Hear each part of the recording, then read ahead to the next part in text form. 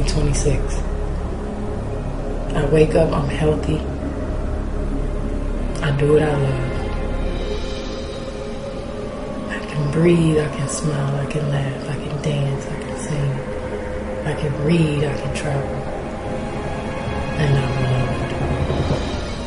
I have so many other things to experience. I'm so grateful. It's crazy. And it's beautiful. Wow. This is what life is.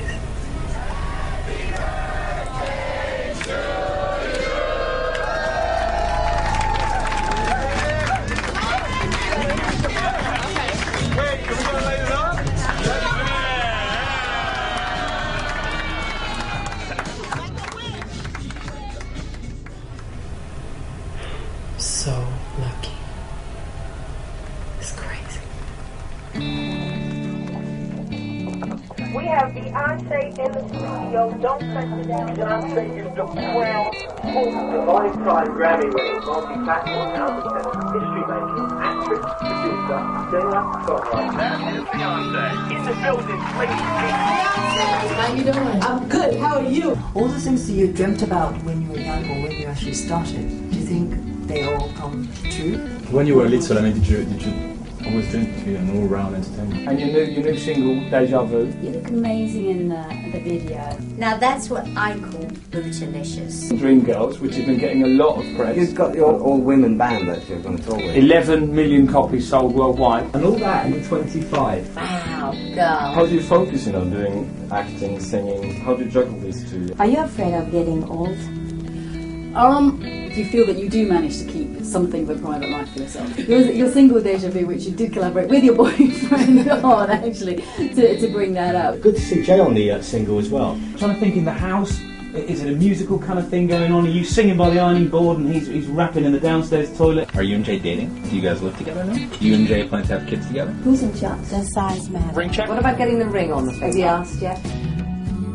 Listen, Beyonce, we didn't know, or B, because we're kind of, I like to think we're friends. If you can clear up for some of our listeners, a couple of rumours that have been in the papers. So you are calling it bidei, which is... It's what you wash your bottom with. It's like a bottom fountain. There's got to be some pressure on here. You recorded it in a couple of weeks. It's a rumour that record was for somebody. You're planning on doing a new film and you're going to be lesbian. Do you feel that you've got it right with the first single? Some people have criticised it for not having a storyline. In what way is this album different? Why does it take How so are you going long? to top it? Is it possible to be too sexy? Are you a person who can't say no? How come? I don't want to talk about his Where diet. did you get that word? Are you such a Better. princess? What's wrong with you, girlfriend?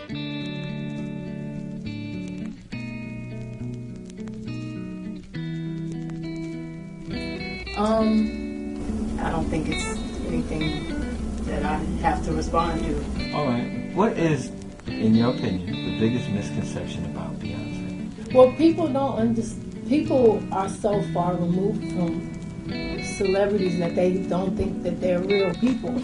But we are. I mean, I'm a real person. I have a real life. I have real problems. I have real insecurities. I have real, like everybody else, you know, I'm just on TV.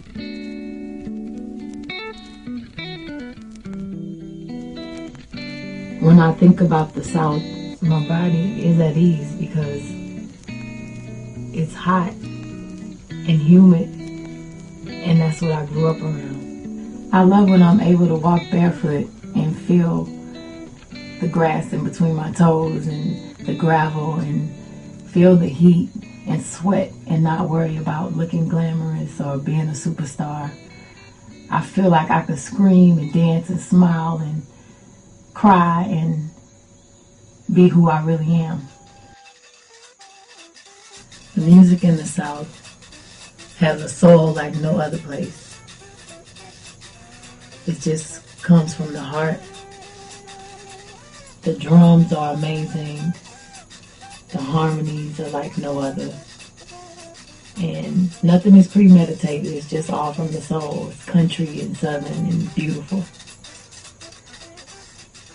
It just feels like my childhood. My mother owned a hair salon in Houston. I was around all these women, you know, and Hair salons are like therapy. I would be in there sweeping hair and eavesdropping and trying to listen to what they were saying and listen to the advice my mom was giving. And I kind of would give my 2 cents even though I was a kid. You know, I didn't like to play with dolls. I didn't like to ride bikes. I liked to sing. And we would listen to Anita Baker in the hair salon and Aretha Franklin and all of the old soul singers, Donny Hathaway and Tina Turner, who's a big inspiration for me. I love her, so I'm still starstruck by Tina because that's who I strive to be. I was fortunate to have parents that supported me because usually when you're that young and you say I want to be a singer, then they're like, no, you can't do that. That's not realistic. You have to do this. But my parents never told me what I had to do. I'm fortunate that they're so talented. My mother's a great stylist and my father's a great manager.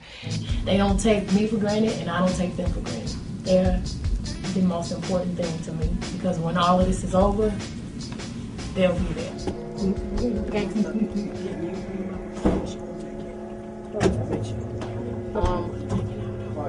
Smile.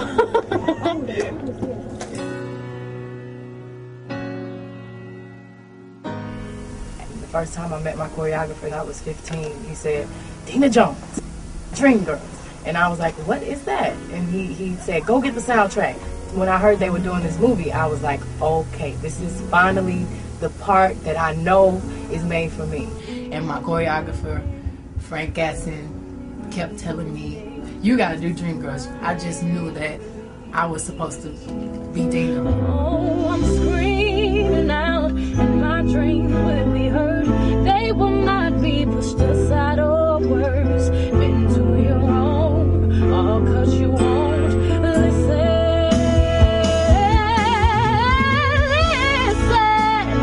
I am alone at a crossroads. I'm not at home in my own home, and I tried and tried to say what's on my mind. You should have known. Oh, I hate this. You need something cold to drink? I don't sing. I'm on my way to do Oprah in about 30 minutes, and I'm hoarse, as you can hear, so I'm a little nervous about the performance. Listen is such a powerful song. It is a really important moment for Dina. It's when she finds her voice and when she's tired of listening to her husband and she wants him to listen to her. So this is the song that, you know, represents a person breaking out of that and knowing exactly where they want to go.